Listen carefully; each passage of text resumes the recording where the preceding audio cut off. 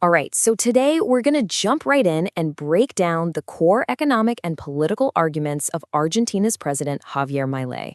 We're pulling directly from his speeches and writings to really understand the world as he sees it. Our goal here is simple, just to lay out his worldview, plain and simple. And a good place to start is with this pretty intense warning he delivered to the world. Okay, let's get into this. That's a really dramatic statement from his speech at Davos, and it pretty much sets the stage for everything else. Milei is essentially arguing that the very foundations of Western prosperity are at risk. But, to understand the danger he's talking about, we first have to look at what he thinks created all that prosperity to begin with. For Milei, the answer is crystal clear: free market capitalism. He doesn't see it as just one option among many. No, for him, it's the single greatest engine of human progress in all of history. And this isn't just a philosophical thing for him. He believes he's got the data to back it up. And the scale of what he's claiming here it's just massive.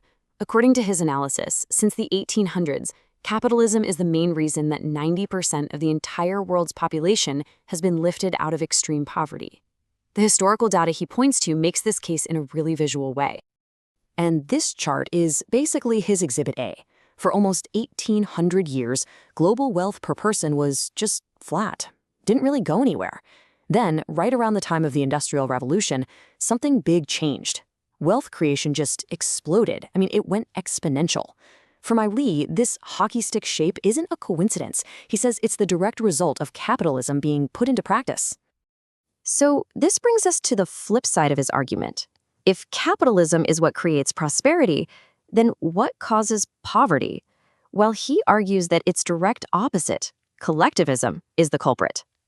In his framework, you've got these two systems that are just fundamentally opposed to each other, and they lead to completely different results. On one side, you have capitalism. He says it's based on individualism, and it leads to peace and prosperity.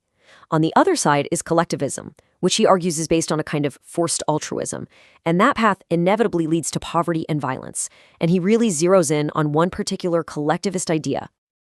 Now, that's a really provocative claim, right? He's taking this concept of social justice, which is a huge deal in a lot of modern political thinking, and saying it's actually destructive. So what on earth does he mean by that? He basically sees any policy of social justice as violent, because at its core, it requires the government to take money by force, that's what taxes are in his view, from one group of people to give to another. He argues the economy isn't some fixed pie that we just have to slice up and redistribute. Instead, it's this dynamic process of discovery, where entrepreneurs create new wealth, and state intervention, to him, just gets in the way of that, punishing success and ultimately shrinking the pie for everybody. Okay, now here is where his argument takes a really interesting twist. He doesn't just blame socialists for the rise of collectivism. He actually points a finger at mainstream economists, the neoclassical school, and argues they've accidentally paved the way for more government intervention through what he calls the neoclassical trap. So let's just walk through this logic. He says that when these super elegant economic models don't quite line up with the messy real worlds, these economists don't say, maybe our model is wrong. Instead, they blame reality. They call the difference a market failure. And that term, market failure, becomes the perfect excuse for politicians to step in with more rules and regulations, which he argues just ends up choking the very economic engine that creates wealth in the first place. This is really the heart of his critique. It's an incredibly bold, absolute statement. It's meant to completely reframe the whole discussion. But how can he possibly claim that things we always hear about, like monopolies or pollution, classic examples of market failures, how can he say they just don't exist? Well, it all hinges on his very specific definition of what the market even is.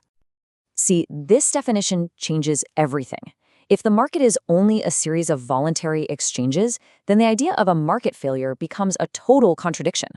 From this point of view, the only way a voluntary process can fail is if someone uses coercion or force.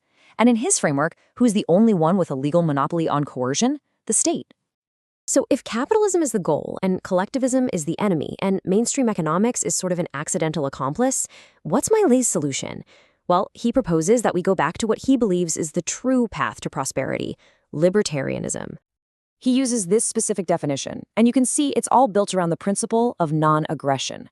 The whole foundation of this philosophy is that nobody, and he means nobody has the right to use force against another person's life, liberty, or property.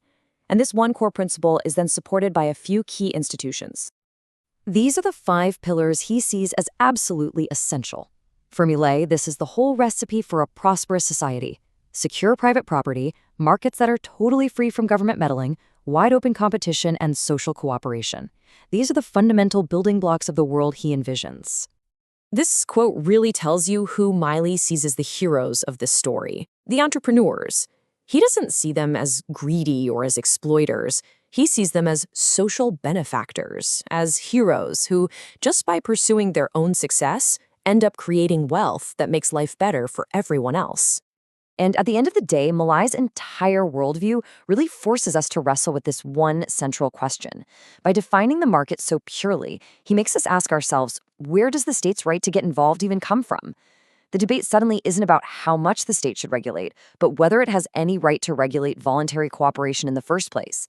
And that challenges a lot of the basic assumptions of modern politics and economics, leaving us with a whole lot to think about. Thanks for joining this explainer.